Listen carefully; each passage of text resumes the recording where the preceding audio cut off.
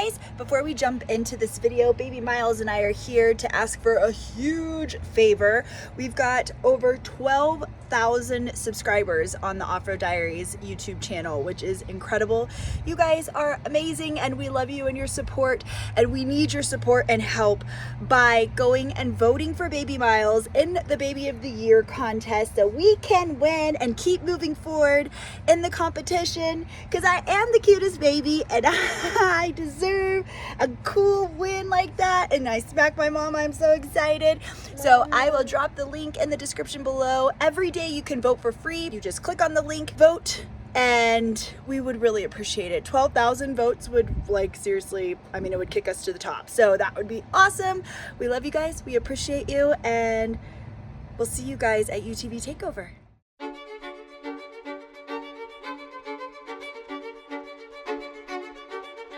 When I was 12 years old,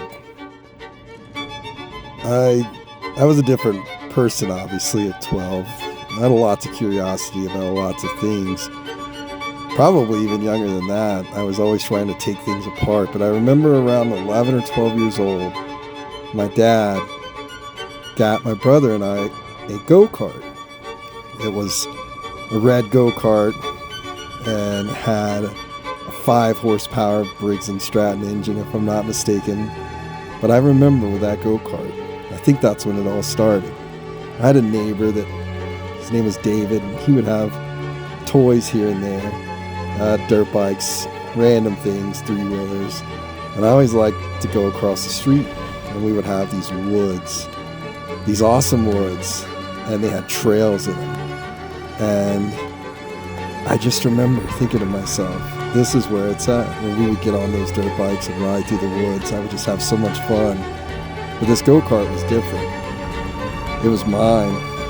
And I remember 6 months of having that go-kart where I decided it would be a good idea to take the entire engine apart while my dad was at work. And there was just something inside of me that's always wondered, like, what makes this work?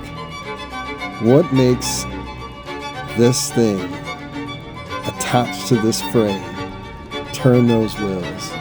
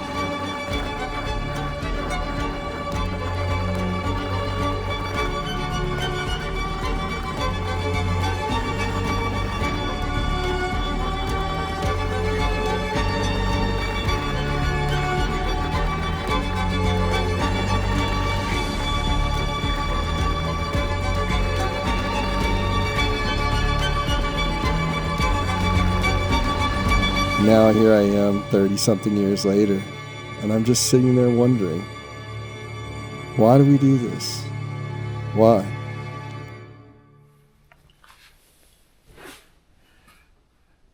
I think that's my biggest question.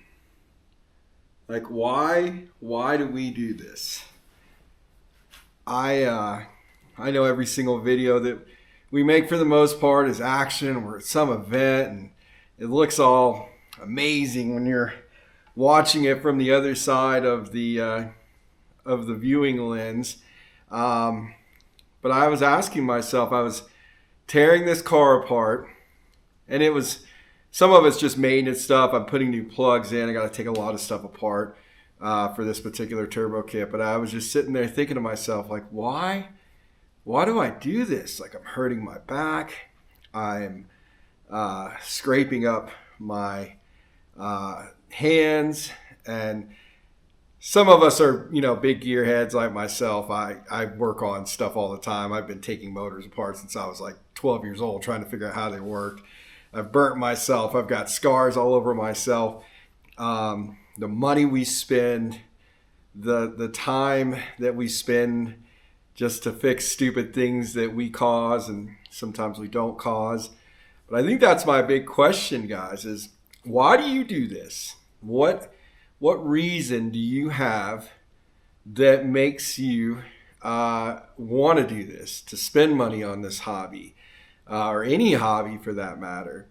I see some videos of these kids in Africa or South America, and they don't have a lot of money, and their toys are sticks off of a tree, that they're playing swords with, which I've done as well when I was a kid. But it's like the older you get, the more expensive your toys get. And I wonder, like, what hobbies do some people have that don't cost this freaking much money? And, at the end of the day, the repair for this oil leak problem was $46 and just some of my time. I just was looking at the aftermath as I was about to start putting my car back together, and just oil everywhere and sand stuck to it. And it was like, you look at it and you're like, oh, I got to clean this up. But then I was thinking about it from a perspective, and I was like, maybe it's fun to clean it up. And everything is a half full, half empty kind of thing, guys. And if you're new to my channel and you don't realize that I used to do a ton of positive messages. And I think my answer, and this is just mine, is I think it's my therapy. It really is. I'm pretty open about my past to people once I become friends with you, but I've struggled with addiction. I've struggled with a lot of things. I've come from a very different upbringing than a lot of people that I've met, and to me, this is my reward to myself for staying out of trouble and trying my hardest to stay in a positive mindset. And now that I have a son, I'm blessed with the opportunity to hopefully raise him to not be the same person that I was. Granted, there were lessons learned, but man, I don't want him to have to learn the same way as me. And I see him point at my car, and he notices it now. He recognizes it now. So it's like there's even a greater reward that's coming from all this. But, guys, I don't know. I guess my real question is, why do you do it? Why are you part of this off-road world? What about this off-road world makes you guys happy? Tell me a little story in the comments below. And just, I don't know. I just kind of want to hear your side. What is it about the off-road world that has helped you in a positive way? And I don't know. I just like to hear that, because I think that we're so busy talking trash to each other. I say I'm using that term loosely. I'm not necessarily talking trash about people, but everybody's out to try to be for themselves. There's a lot of people that are in this industry anyways, I've noticed, and you'll see presently in the future that I've started to cut ties with certain people and certain scenarios because I just saw that it was negative. And I used to be a person that was always so I felt so guilty to be mean to people, even if they were being mean to me, because it's just not in my blood to be a jerk. But I started to kind of stand my ground on things. It's just, I don't know, it's all weird. But I don't know, let's start the video and let's have some fun. Okay, ladies and gentlemen, so thanks for listening to my TED Talk. I'm going to show you guys what's going on. It is currently Saturday, the weekend before takeover starts. That's what it looks like right now. It's nasty. So what we're going to do, guys, is I'm going to show y'all what exactly happened, and which I think I showed you in the last video, but I'll give you guys kind of a detailed report on old P Mayo, on Patty Mayo. Get these tools out of the way. So, a few things. First and foremost, guys, I do not want to discredit Boondocker whatsoever for some of the problems I had, but it all started roughly here. Let me get my phone out so I can get a flashlight. So, You see that? I don't know if y'all can see it. All the way back there. There is a bolt. Got my hand over it. Attached to a bracket that goes to this turbo. And that bolt had been loose this entire time. And what happened is it was putting all the weight here on this bracket, which is another support bracket. Everything was off. It was all wrong. So what happened? This ended up breaking, or this bolt originally came out of the bottom here. This here ended up supporting all the weight. It is not designed, this kit is not designed for stainless steel headers to support all the weight. As you can see now, I have this bracket. Isaac from Hillbro, he literally gusseted there and there, and got my header super strong now. So there's no cracks in it. This has been holding really strong. So this oil line that's right there, it comes down. It came all the way down and went into another thing there that I showed you guys in the last video. What we did is I made something, I didn't make this, Butter's tractor down the street did, and now we have this line that goes here. So there is no longer anything down here that is necessarily going to break. This is all one solid section here. Should be a lot stronger. I am going to get heat shielding for this oil line, even though it is highly rated. It's a hydraulic oil line made to be near heat. We're just going to put a heat shield on that. But moral of the story is flange broke there. So replaced all this. And now here we are. I do not have my cover on here. I need to put a cover on here. I have a whole little thing rigged up over there. This has been a nightmare. Pro Rs go through this. Ultimately, the heat from this header gets so hot. Look at that. That was my old transmission switch. It is no longer there. I have it here now set to high. And I've got to come up with some kind of solution to go here and put a switch back here, which I will do soon. Oil went everywhere.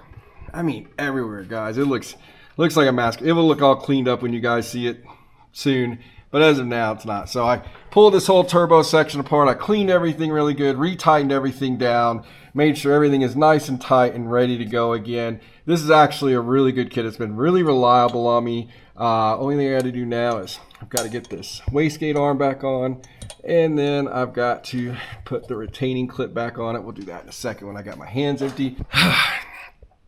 Yes. So I'm going to get to working on it. I did pull the exhaust. I pulled a lot of stuff off of here. I pulled the intercooler off, which is over there, because you have to pull it off to get to that fourth plug over there. So, well, I guess technically it's the first plug.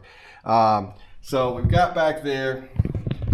I put fresh plugs. The only negative to running AvFuel, like the tune that I have on this thing, it runs great. And it's got a lot more power than the 91 tune.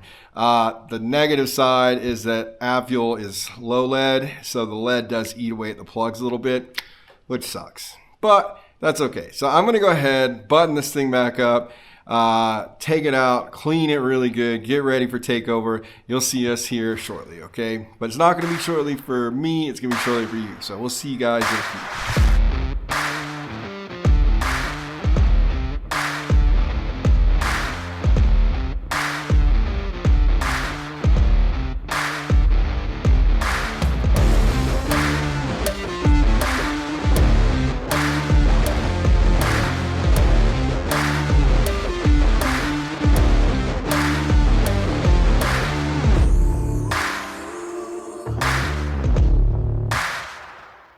I just got done with work for my regular job, and it is Monday, and let me tell you something. I even placed one of these little clips of the wastegate in the right freaking spot, and I still managed to lose it because they're so tiny. Luckily, I win for AutoZone, and I got the heat shielding. I'm gonna try to clean up some of this area down here, and I'm gonna degrease it and everything, get all the oil out of here. Fun fact for Pro R owners, this PTO shaft, it leaks, and as you guessed, it is not fun to replace it. I'm going to do that when I come back from Sand Hollow. Probably not going to drive my car too super hard out there, but we're going to put this on. I'm going to get to just moving and grooving. I've just got too much going on. And we'll see you in a little while. Get to do an ending, you guys. We're here. We've made it to Sand Hollow for UTV Takeover, so make sure you come back to the channel for the next videos of the Takeover series. And after that, we're going to Camp Razor at Glamis. So we're here. We're at Sand Hollow. Princess Leia's right there. Jonathan's driving. Baby Miles is in the car seat. He's done. He's ready to get out. Should I tell him about the apparel? Oh, I'm gonna tell you guys. So, listen, I have been busting my eyeballs trying to get new designs and the website and all of the details to you guys, and it is officially up and ready to go. You can go to offroaddiaries.com and go shop all the new designs. We've got tons of adult designs. I added in the new kids collection, which I'm super excited about. The mini Dooner and the children's block lettering is my favorite, and I'm going to be getting one of each of these for Baby Miles. I just love them so much. And then we're also going to try out some hoodies, which I will be adding more design options for the hoodies. Let me know, tell me what designs you guys think. I can honestly, we drop ship it, so I can do any design in the hoodies. So tell me what options you think that should be on there. And go check it out. Let me know what you think. I've worked really hard on this in between doing everything else, and I'm super excited about it. I'm really excited about it. I think they're fun designs, and I look forward to seeing you guys wearing shirts. So that's it, guys. We're gonna end this video. So make sure to come back to Offroad Diaries YouTube channel and check out the next diary entry about UTV takeover. Say bye-bye. See you later.